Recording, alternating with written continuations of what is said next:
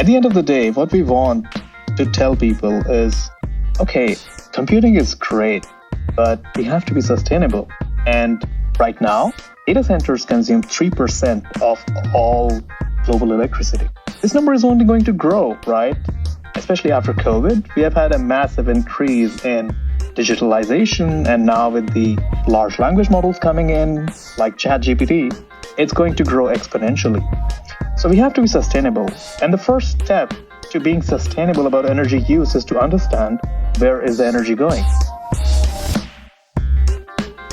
Hello, and welcome to Environment Variables, brought to you by the Green Software Foundation. In each episode, we discuss the latest news and events surrounding green software. On our show, you can expect candid conversations with top experts in their field who have a passion for how to reduce the greenhouse gas emissions of software. I'm your host, Chris Adams.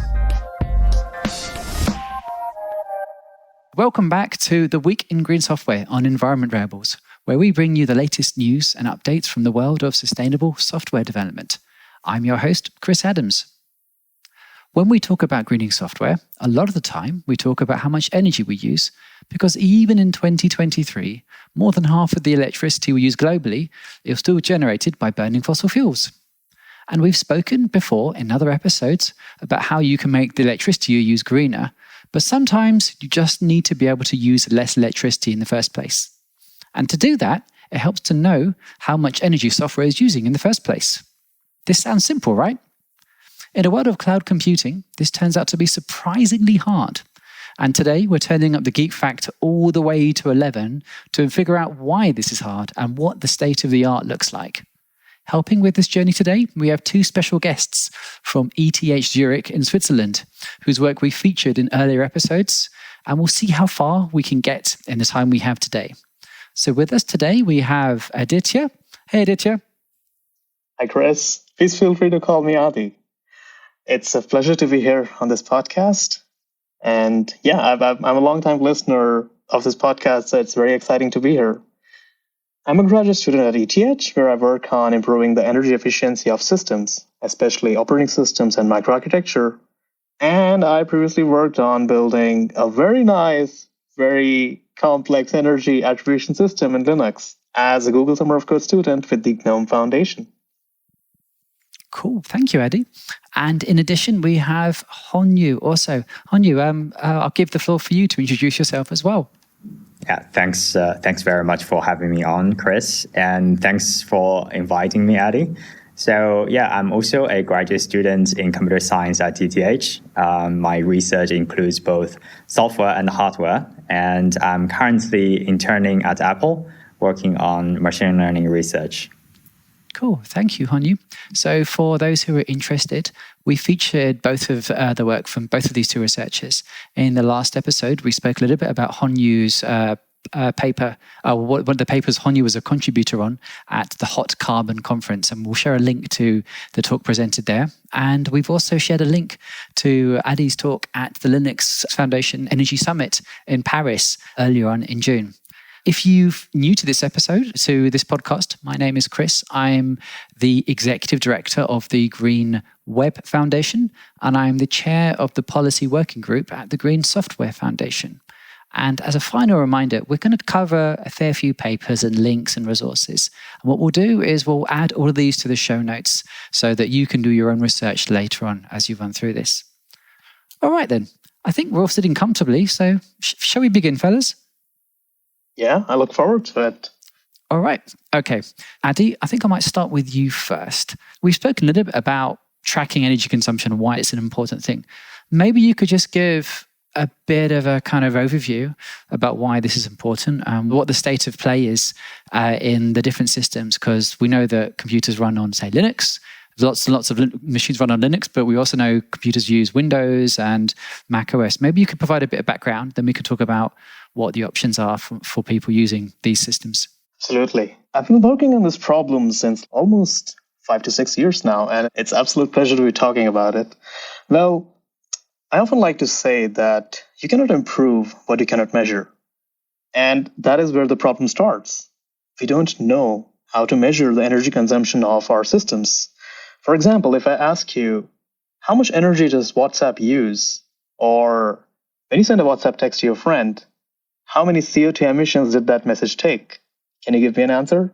No, that's what makes me so excited to get out of the bed every morning and then try to figure out, okay, how much energy is WhatsApp using? So it turns out that people at Microsoft, Apple, Google also care about this, and they really tried to solve this problem. And Microsoft has this very interesting kernel system called the Windows Energy Estimation Engine. It is running on all Windows devices. Android has a very interesting service called Power Metrics. You can think of it like a daemon. A daemon is a magical service that runs in the background of your system that does all the stuff for you, and you don't know that it exists. Power Metrics on macOS also collects all possible data about the energy consumption of your applications. Now, what about Linux, right? We love open source, and Linux is a very important operating system, right? All servers in this world majority of them are running Linux. But we don't know how to measure the energy consumption of these servers, especially from the software, right? People often think to measure energy, you need these hardware devices, or you need these electrical engineers to come in and plug monitors and then tell you, oh, this consumed 5,000 joules. No, we want to solve it using the tools that we have. And I think we can solve it. I believe we can solve it, and that's what I'm working on.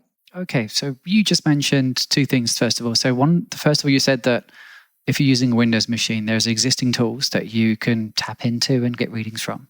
And if you're using an Apple machine, you've got access to those kind of figures. But it's a somewhat murkier situation with Linux right now. There isn't a kind of common tool that is actually universally used. That's one of the key takeaways I'm getting. And Hongyu, I believe this is what you've been finding as well, and you've been looking into some of this as well, right? Yeah, exactly. I think there are tools, but there is no common thing that everyone uses.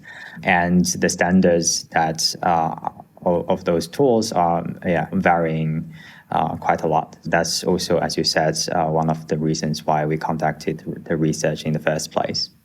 Okay, all right. So if I understand this, given that the majority of servers are now running Linux, basically not having some tools for the most common kind of operating system is one of the things which makes it difficult to come up with some of these numbers. That's what I think I'm understanding from here. We're naming this episode Green Kernels, and I figure it might be worth actually just talking about this idea, because this sounds like a relatively low-level thing that's built into systems themselves, actually. Adi, could you maybe talk a little bit about this part here? Because I think that you spent a bunch of time looking at this low-level part of an operating system like Linux, like this kernel part. And before we dive into that, maybe you could actually explain what a kernel is and why that might be some way that you actually track some of this, because not everyone may know what a kernel is when you're thinking about computers in the first place.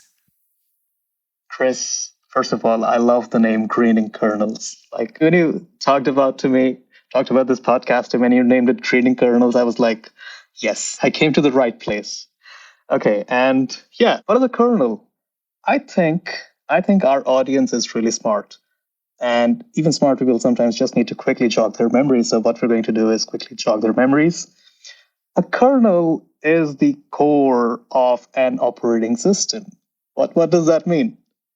Okay, so for us, a computer is just a computer on which we log in and do something. What we do is an application. We use Microsoft Word, PowerPoint, Excel. These are all applications. And Windows, that is running these things, is the operating system. An operating system comprises broadly two parts: a kernel, which is the core that you don't see, which handles everything for you, and the user space, which is what you interact with. So you know that start button that you click? That is part of the user space. And that start button goes behind the curtains and does some interesting stuff that comes back to you. And yeah, you see the effect of your action. So the kernel is the primary entity in any operating system that is responsible for managing the hardware, the applications, the processes. All right. So this kernel part is the thing that so far for Windows machines and for Apple machines, there's something in there, but for Linux machines, you don't have that same ability to read that information yet. And this is some of the work that you've been doing to look into to basically make some of that readable. Is that the case? That's a great question, Chris. So energy is typically thought of as an electrical engineering topic, and it's difficult and it's fancy. No, people typically don't include energy monitors and systems. That is the fundamental reason why we're trying to do this. You can measure the performance of your programs. You can measure how much time it took. And this is possible because your system tells you how much time your program took. Your CPU tells you how many clock cycles your program executed for. But if you ask it, okay, how much power it consumed or how much energy it consumed, things fall apart. And that's why you need to do a lot of modeling and build entire systems to figure out this information. Now, Linux also has this information, but the models, right? So you can have all the data in the world, but until you know how to make sense of that data, it is useless, right? And that is what the model does for you. And these models don't exist in Linux. They exist in Windows, they exist in macOS, Android, iOS, but I'm not so sure if they're existent or if they're good enough for Linux. That's what I think so. But if you know about it, let me know. I would be very happy to know. All right. And when you're talking about a model here, maybe you could just elaborate on that, because I'm not sure I quite follow when you talk about something being a model like this. Let's say you mentioned the example of WhatsApp, for example. How would I go about figuring out how much energy is actually attributable to, say, WhatsApp, for example, on a computer or something like that? Maybe if we were to look at that example there, then we can say, okay, that we could talk about some of that. Then we can see how that becomes more difficult if you're thinking about things like cloud computing. Because as I understand it, the assumptions you might make when thinking about a desktop computer might not be the same as working with a cluster of computers, for example. And I believe this is some of the work that Hongyu you've done most recently and spoke about at Hot Carbon. That's another great question, Chris. Okay, let me quickly dive into it. Imagine this as a car, okay? You are driving a car. Now, you decide where you're going to go, but it's the engine that burns the fuel, right? You're not burning the fuel. You're simply deciding, oh, I'm going to drive to London, but your engine is what's going to consume the fuel. Now, when you want to send a message to WhatsApp, what you do is you write out a message and you hit the send button. And behind the scenes, what the kernel does, or what is actually happening, is the kernel converts your message to a bunch of packets, and it sends these packets over the network. And along this way of converting this message into packets and sending it, you are using your device's CPU, memory, storage, network, screen, maybe the Wi-Fi interface, right? So you see all of these hardware devices are immediately turned on as soon as you hit that send button. And that's where the energy consumption comes from. And what would a model look like? To build such a model, what you would do is you would take in the amount of power of the CPU and multiply it by the time that the CPU was running. Similarly, you take the amount of power for the network interface, that would be the Wi-Fi card, and you multiply it by the amount of time that it was running. And then you accumulate all of these data points, and that gives you the energy of sending a WhatsApp message on your device. Okay, we're not even talking about the energy that the servers consume, the energy that your friend's device consumes. Is that giving some pointers? And so the idea would be that if you can't get the figures from each of these pieces of equipment themselves, like this, like a CPU, like a screen or something like that, you might use a model to come up with some numbers for that. Precisely. Okay. Yes. All right. And that is based on the assumption when you're looking at a single machine using a single program. Now, Hongyu, I think when you were, I think it's somewhat different with, those assumptions might not always hold true. So maybe, Hongyu, you could explain how this gets a bit more complicated in the cloud or some of the parts there, perhaps. Thanks for the question, Chris. Yeah, I think Adi brought up a really good point about hardware and the model. One thing I'd like to add on at this point is the key reason why we need a model. As Adi has introduced the concept of kernel. So kernel is basically a cushion, if you like, between users and underlying hardware. And hardware is ugly. because they have different interfaces. It's really hard to interact with directly. So there are multiple challenges. And one crucial challenge that we have been facing is the lack of support from hardware. So if the energy attribution is there, so if I'm using WhatsApp and the hardware is telling me, okay, WhatsApp is using this amount of energy, then why don't those kernel, the cushion, reports this to me, right? That's the key point. So here we don't have the crucial hardware support that we need. That's why we need a model to collect, if you like, the proxy data, like utilization, the time you're using to calculate the amount of energy from the user side, instead of relying on solely from the hardware. And speaking of like classic computing, I think also Adi mentioned a great point about multiple hardware, different devices. That really makes the life more difficult because we need to take into account different kinds of devices, especially in the cloud. We have heterogeneous devices, CPU, DRAM, GPU, etc. Yeah, it makes things more challenging and much harder to calculate the energy consumption because of the distributed nature as well. So if I understand what you've been saying here, so there's one issue which is a case of attributing the energy to a particular program, for example. And then one of the other issues is basically the fact that across all the different kinds of computers, not every single device that draws power will have a consistent way of reporting how much power it's drawing. So if I understand it, there are some tools that do this. So lots of Intel processors have a thing called running average power limit, for example. But it may be the case that if you're using, maybe if we were to step away from our WhatsApp example and say, I'm doing a really big machine learning job using a bunch of very powerful graphics cards, they might not expose the same information about how much power they're using. So you would need to either model that or you would need to have some other way of getting that information back. Is that the case?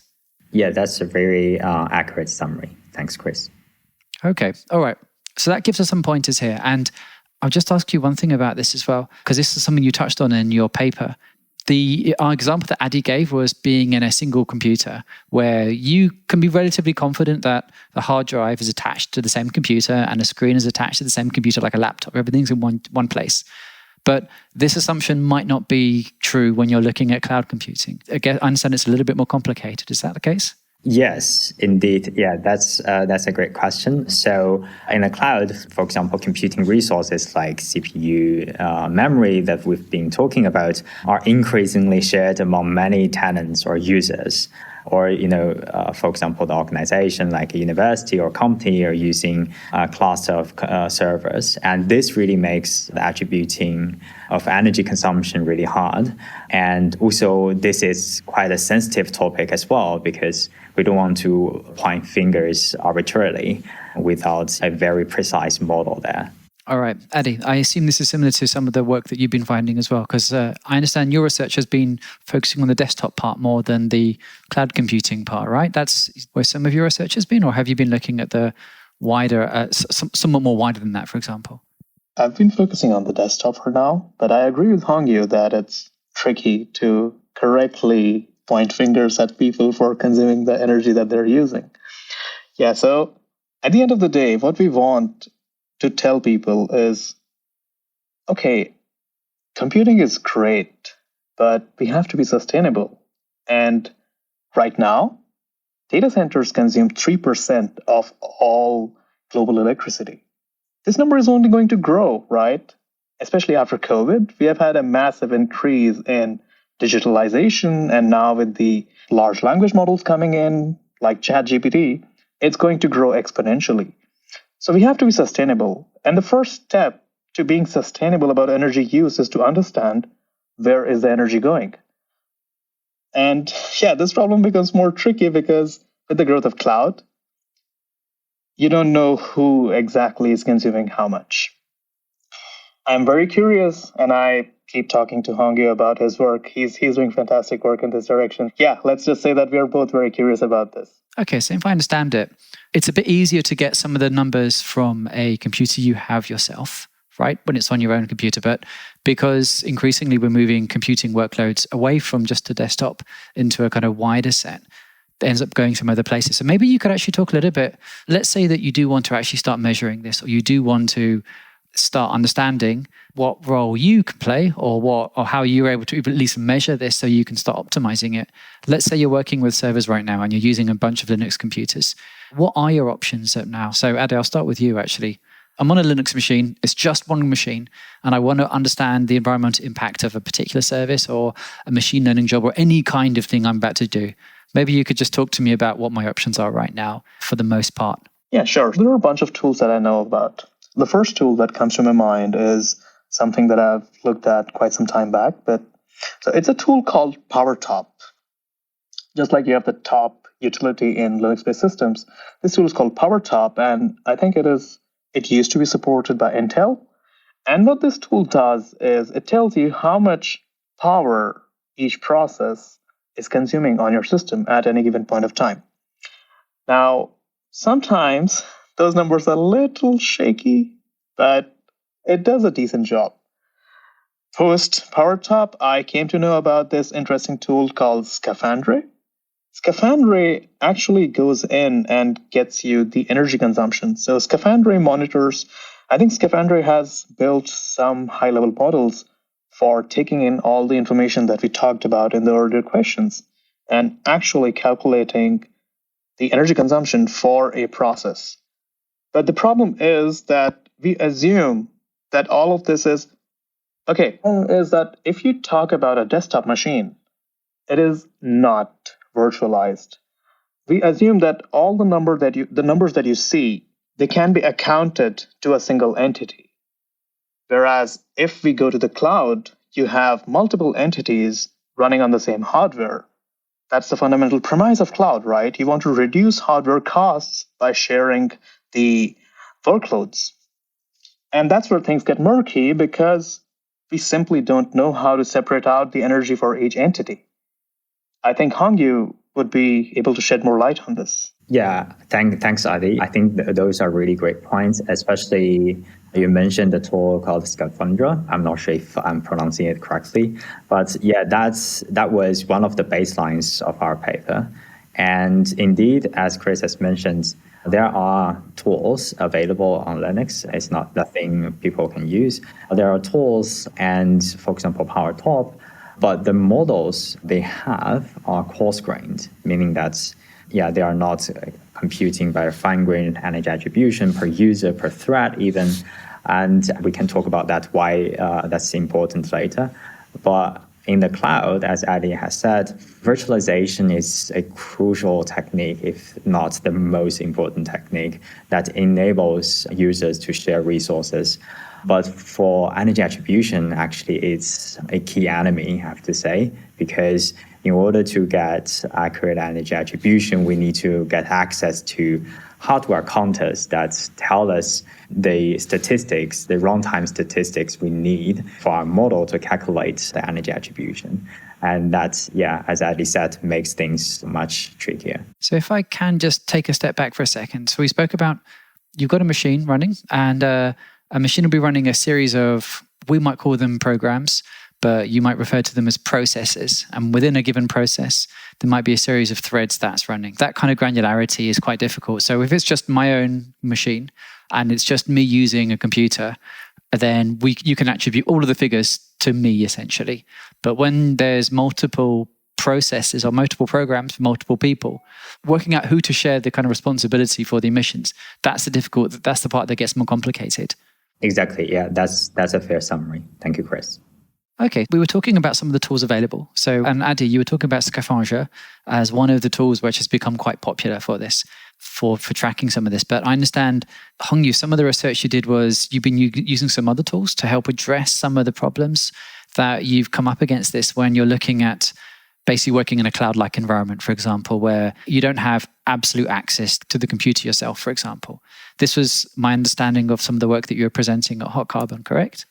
Yes and no. Yes, it's because we are looking at how to accurately attribute energy in a multi-tenant environment.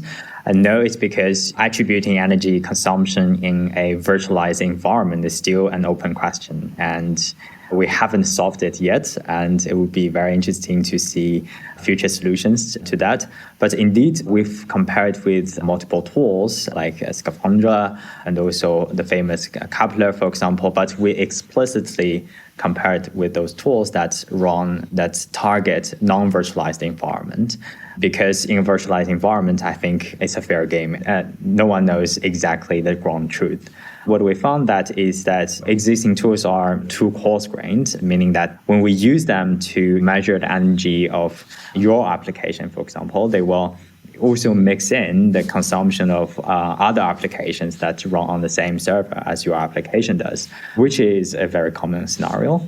And we found that this could really lead to about 50% overestimation and over 90% underestimation. Yes, in our paper, the main objective is really to measure the energy consumption of your application and only your application as precisely as possible, and exclude the consumption of other applications. I can't help asking, when we start talking about these tools, is there an overhead from measuring your own footprint for when you're trying to do this? Because as I understand it, this is one thing that has come up a few times, is that, for example, Scaphandra is written in Rust, so it's designed to be a very small, fast, lightweight program, which has some overhead. But I understand that there is going to be an overhead from tracking some of this in the first place, correct? Yes, that's a really great point. Thanks for bringing it up, Chris. Indeed, as you said, Scaphandra is written in Rust, and Rust is really an efficient language compared to, for example, Python. And the main goal of energy attribution is to really have the precise knowledge of the energy efficiency of application so that we can improve and optimize our code accordingly. But as you said, yes, indeed, there's an inherent trade-off between the preciseness or how fine-grained our model is and the cost, right, in both terms of performance and energy. And so our model takes into account, for example, the underlying hardware and to collect more fine-grained runtime statistics in our model. But indeed, the overhead could be larger. And to mitigate the overhead, we use conditional probability to do reasonable estimation whenever applicable, instead of trying to capture every single event per millisecond, so to speak. So that would be really costly. This part is a bit intricate, and we have more detailed mathematical formulation available in our paper. But yeah, that's the high-level idea. Okay, if I understand what you've been saying so far, so there's one option, which is to use like a fast programming language, which moves quite quickly, or there's another approach, which is to take a kind of sampling approach so that you're not having to, if you're using something which is maybe a little bit slower like Python, you don't read quite so much. And another option is to basically use something which is even closer to the metal, like in kind of the kernel space rather than in user space. And Adi, this is what I think you were talking about when you were talking about kernels. Is that the case? Yes, that is the case. I think there's a very interesting data point that I read in some blog by Microsoft. And what they told is basically, so there's 3 ways to measure energy. First is that your hardware directly tells you that, okay, I used X amount of joules. And that would be a 98% accurate number. It's still not 100%, right? Because of thermodynamics, but you still have 98% accuracy that, okay, this is the energy that this particular hardware device consumed. The next best step after that would be a kernel level measurement. And a kernel level measurement would be, if I remember correctly, they pointed as 85% accurate. And that is why it would be great to have something in the kernel. And that is why macOS and Windows put these systems in the kernel to monitor the energy consumption. And finally, if you have something from the user space, now it's not that accurate simply because it has visibility into a very small subset of the information that you need to get a high enough accuracy. And I completely agree with your point that the more accurate you want, the more measurements you make, the more energy you're going to consume, right? So it's like a catch-22 situation. I want to calculate something, but in the process of calculating it, I'm increasing the load on the system. And by increasing the load on the system, I am increasing the energy consumption. We need to find out a good balance between hardware and software-based measurement mechanics. I think Adi mentioned a really great point. So I think the trade-off is not necessarily in the programming language itself, but it lies in the model itself. So as Adi has said, the more fine-grained your model is, the more costly it's likely to be. And I think we really need to strike a balance between how detailed you want your measurements to be and the cost it comes with it. I see. Okay. And maybe this is a chance for us to zoom out a bit, because as I'm aware, one of the projects that the Green Software Foundation is currently involved with is this project called the Real-Time Carbon Standard, the idea of creating some of this as something like a way to report these kinds of figures. As I understand it, one of the tools it seems to be standardizing on, and this is a project which is led by Adrian Cockcroft, who is a former VP of Sustainability and Cloud at Amazon and has basically a 20 plus year background working in this field. I believe they're settling on one tool called Kepler, specifically to which ties into kernels to provide some of these numbers. But even then, there is an ongoing discussion about, okay, how do you make sure that you have access to, how do you report numbers that are actionable, that developers or designers can use without actually disclosing too much information that might be a possible source of attack, like a kind of side channel attack, for example. And also what kind of resolution is necessary. And as I understand it, I think one of the things that people are pushing for there is the idea of going for minute level resolution rather than millisecond level resolution. So at a cloud level, that would already be way further than what we have right now. But that might, in theory, give you enough to then get an idea about what kind of impact you choosing to use, say, a computing job in one place might be compared to another, or at least give you something to optimize for carbon at that point. This idea of actually exposing the energy being used at this kind of level, I think there was a term that was mentioned in one of your papers about energy-aware computing or energy-aware cloud computing. I'll ask you a little bit about this because I know that this was something I had a takeaway from you. But Adi, I'll come to you on this afterwards, actually, because I think this is something that you've actually been speaking about at the LF Energy Core Forum as well, actually. So maybe you could actually explain this idea of one energy-aware cloud environment might actually be Hongyu. Yeah, as you mentioned, that there's a great tool called Kepler, and I think, this kind of tools is very instrumental as to what kind of information it can give to both the users and the cloud operators. And by energy aware or even energy intelligent, which is another level, is that we can make our decision based on, for example, the energy statistics we collected, for example, using tools, Kepler or Energet, our tools, to make decisions that optimize for not only for performance, but also for energy efficiency. And the reason for that is because data centers itself, or even networking, has huge potentials, and they have great energy flexibility, and we can use this kind of elasticity to do great things. For example, using data centers as energy storage or energy power bank for the smart grid.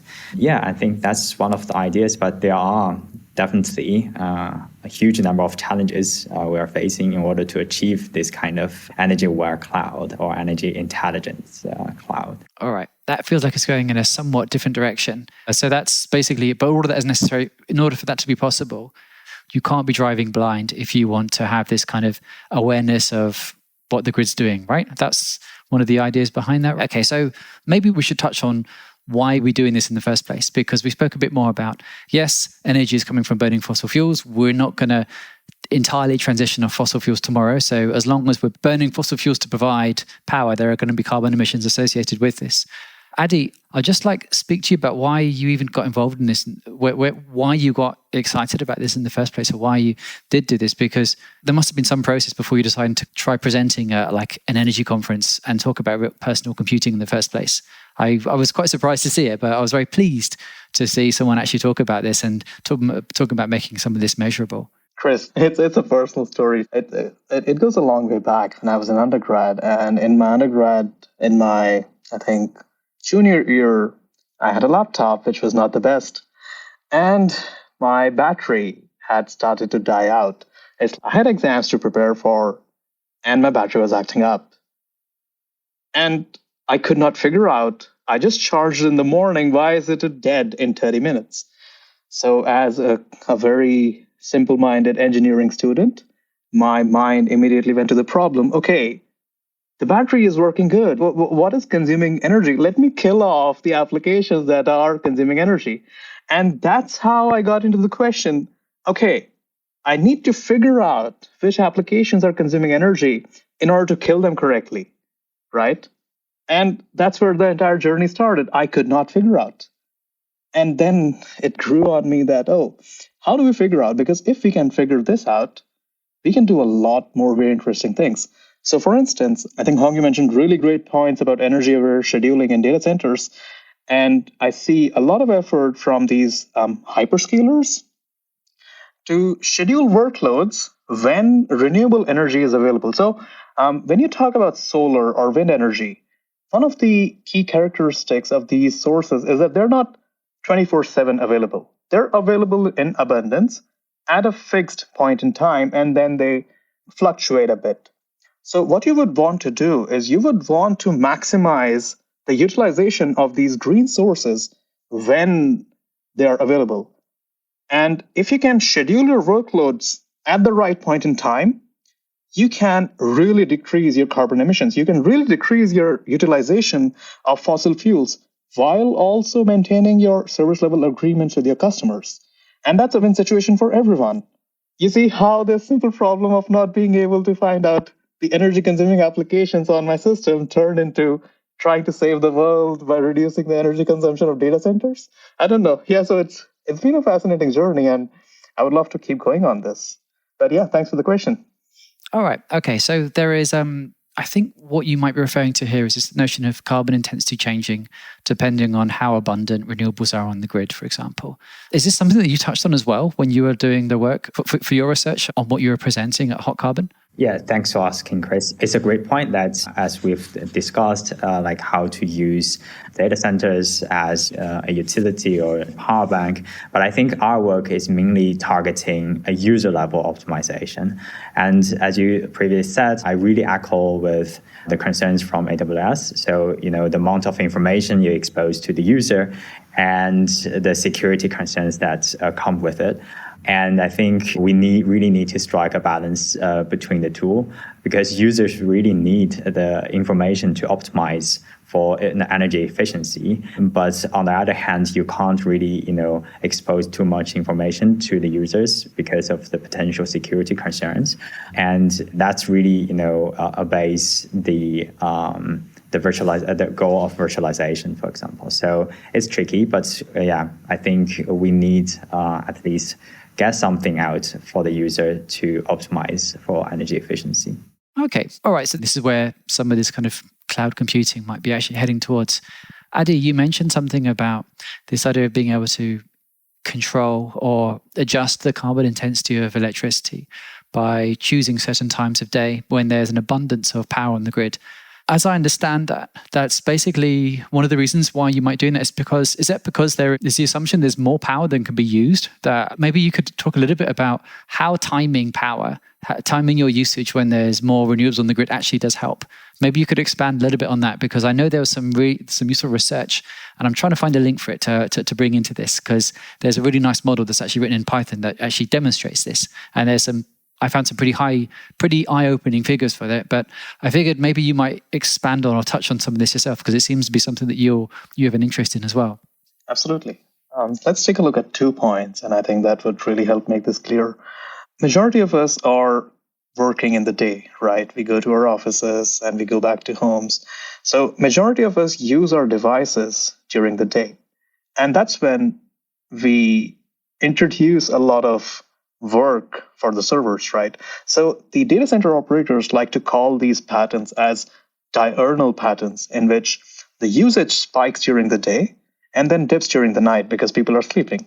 And let's take a look at the second point. Second point would be, for example, the availability of solar energy. So solar energy, as you can guess, would be much more plentiful during the noon and, let's say, less available during the evening. So what you want to do is you want to maximize the use of solar energy when it hits the peak. But it turns out that people often maximize the usage of these devices after lunch, right? So what you do is if you have a surplus of energy available, you use it to schedule batch jobs. What do we mean by batch jobs? These are long-running jobs. For example, training neural networks during the time when solar is available.